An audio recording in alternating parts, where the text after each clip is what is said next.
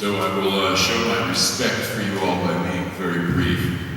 As someone who was born and raised in the United States and was raised by an Irish father who grew up in England under military occupation of the British, when I turned 18 and they tried to send me to Vietnam to kill people who were no threat to me, the stories from my father when I was a little child about what it was like living in Ireland under British military occupation.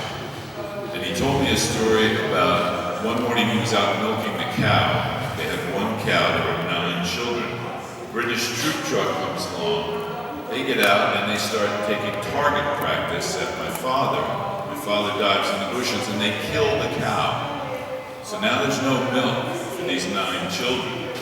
My father died when I was 16.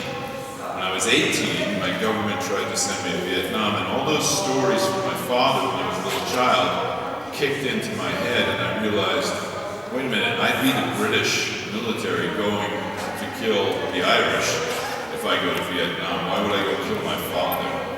This is ridiculous. And that started in me an anti-imperialist emotion, much deeper than an intellectual idea or a set of theories. It was a feeling deep in my bones because it was based on my love for my father. He was an amazing guy. If I was within his reach, I was in his arms or on his shoulders or getting tickled. And he taught me lessons about solidarity, about feeling for other people, even though they may be very far away. In the last letter to his children, Che Guevara wrote, "Always be able to feel very deeply any injustice done against anyone, anywhere in the world. That is the most beautiful quality of a revolutionary." And what we need to understand about the conference that we just did and connecting with people in other countries is we are in the process of changing the course of world history.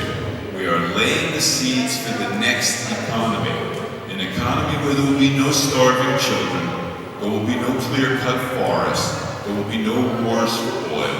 There will be no endangered species. That day will come.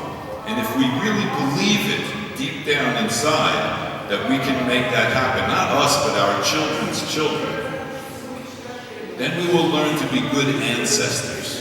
Because we think of ancestors as the people that came before us, but we are ancestors. And future generations will either curse us for destroying the ability of the planet to support humanity, because that's what's coming. The ocean levels are rising, the temperature's going up, climate chaos, topsoil is eroding, water is being polluted, the air is being polluted. China, the big success story, talk to our comrades from Beijing and they'll tell you that you can't breathe the air in that Chinese success story. So we are at a crucial turning point in history. And history calls on us, people who have been there and felt the suffering of the people who are at the bottom end of the imperialist capitalist economy. So if we commit ourselves to conquer the cult of powerlessness, that's the big enemy.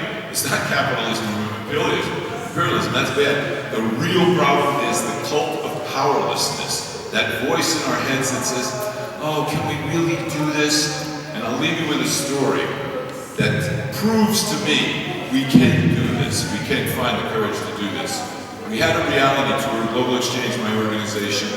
We do what we call reality tours. We take people out to the global south, to the grassroots, and meet with women's groups and peasant groups and trade unions and all the people who are leading this struggle for a different world economy, to learn from them.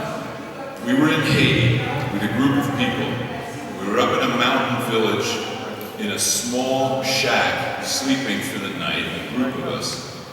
And one of our people, a man from Philadelphia, a wealthy white man from Philadelphia, he woke up early, it was still dark out, and he went outside to get some fresh air.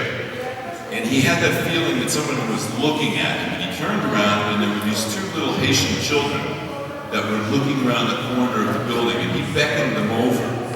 He didn't speak Creole, they didn't speak English, but he started drawing pictures and they started making signals and they started to communicate. And one of the children said something to the other child and I said, oh, that's a good idea. they take him by the hand and they start leading him on a path up the side of a mountain.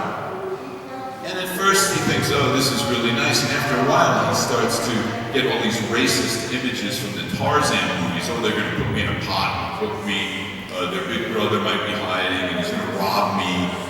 And they keep taking him up the side of this mountain. And as they go further and further up the mountain, he's getting scared by the situation, and he's getting scared by the racism that's coming out in him that he was racist.